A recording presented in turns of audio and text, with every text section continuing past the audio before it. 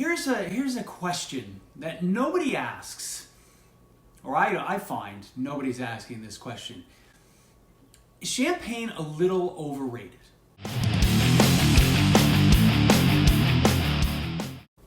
Maybe you're in your wallet and your wife would be happier because you're not spending all your money on champagne. Well, maybe she loves it, and then you'll be screwed because she wants champagne and you're not providing it. Hey everybody, welcome back to Drinking It In. I'm your host Chris Casara, and today I expect that we're going to ruffle a few feathers. I wanted to talk about champagne. Yes, like the champagne, right? The king of celebration, the pop that you hear around the world, right, on New Year's Eve. But here's a question that nobody asks, or I find nobody's asking this question. Is champagne a little overrated?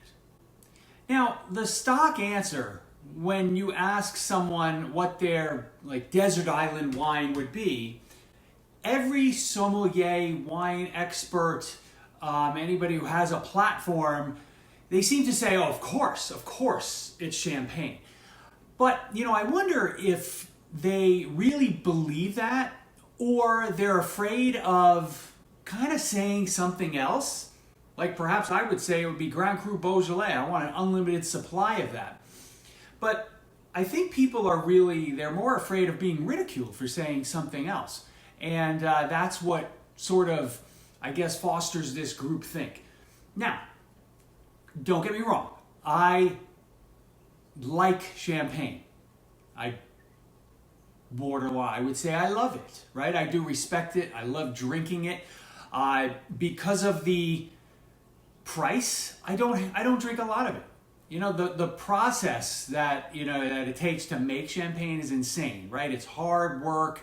It's a big process, and champagne has a lot of prestige for all the right reasons. But here's the deal. For most people, especially casual wine drinkers, champagne doesn't always live up to the hype. Nor does it always live up to the price tag. So, let's break it down. I think there are a few aspects that cause me to have or be asking this question. It's not that I have this opinion. I'm really sitting here asking a question. I'm like, is it overrated? Is it not worth the money that you have to shell out for a bottle, right? It's expensive, number one. And it might be getting even more expensive because someone's throwing another tariff tantrum.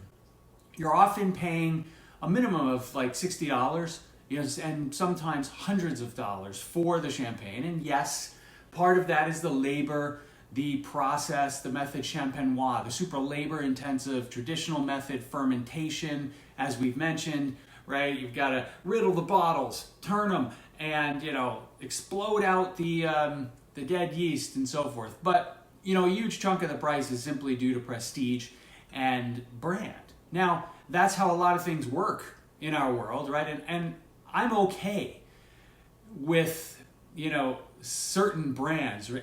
Krug, Grand Cuvée, I would murder you to drink that. Maybe not murder you, but a bottle of Bilcar Salmon, a Bollinger, those are well worth the price, even though Krug can be $300 a bottle. But not all champagne on the shelves are really worth the price. Number two, you're not always getting better quality than other sparkling wines on the market, right? There are so many incredible sparkling wines out there using the same method, right? Same method where the secondary fermentation takes place in the bottle, but they're from regions that don't have the history and the marketing machine behind them. So the prices are less, and people just don't even acknowledge them when they see them on the shelves. Now, I've talked frequently about a number of alternatives that you will love and save you some money. So I figured, why not keep beating that drum? And I'll list out a few of my faves. Cremant from France, right? So Cremant, sort of Champagne's cousin, if you will. Champagne is in France. Cremant, of different regions, de Bourgogne, de Limoux, de Loire, right? It goes through its daily life without any attention.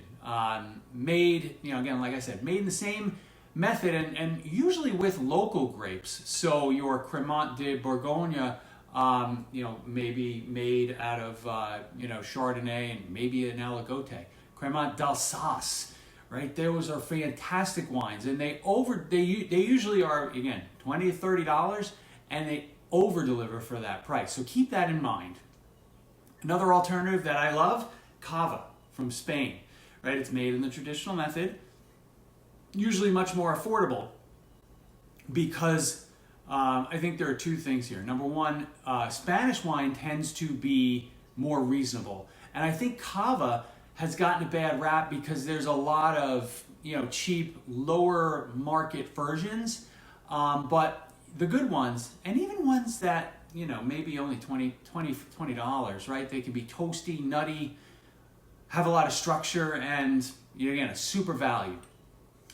Now, if you want to go to Italy and kind of go to towards, I guess what I would say is Italy's answer to Champagne, you could go for a wine that's labeled Franciacorta. Now, these wines are made with Chardonnay, Pinot Noir, and Pinot Bianco, right? So very close to the grapes that make up that blend in in Champagne, but Pinot Bianco instead of Pinot Meunier. Sometimes these are aged for longer than vintage Champagne. They're clean, they're elegant, and they are completely underappreciated. And for $25 to $35, you get a banger of a wine. One that's under the radar, and I'm going to do a video on this soon, is sparkling wine from Great Britain. Yes, England, Great Britain, the United Kingdom. So climate change has made southern England like prime territory for making sparkling wines that are, what I would say, they're stylistically similar to Champagne. Now, I was spoiled rotten for about 3 years, where I was traveling to London every 6 to 8 weeks, and I absolutely fell in love with these wines. It did help that I had preferred status in the Virgin Lounge, and I could drink some Ridgeview Cavendish at 10 a.m. while waiting for a flight. But my favorites were Ridgeview, Chapel Down, Nye Timber, and Gusbourne. There are a bunch of others that I have a little exposure to, and these wines are really serious, and very people know that they exist. Now, part of that is because they're not really well distributed in the United States. They can be more pricey than the three that I just mentioned, the Cremants, Cava, and Franciacorta.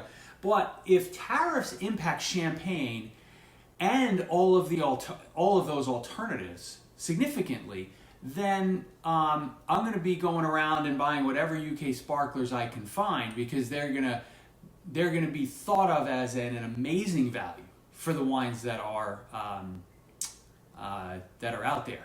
I mean, again, they're not widely distributed, so hopefully as they produce a little more and as they get better distribution, we'll see more on our shores.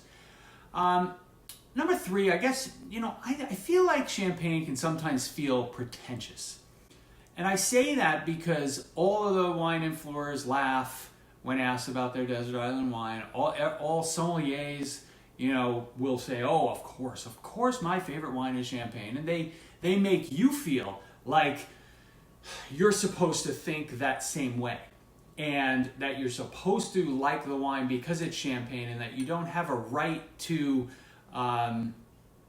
think of an alternative, or God forbid, criticize them. So, like I said, I think it's a lot of groupthink. And, people kind of do that out of fear. And, I find the same with Burgundy, right? But that's a topic for another day.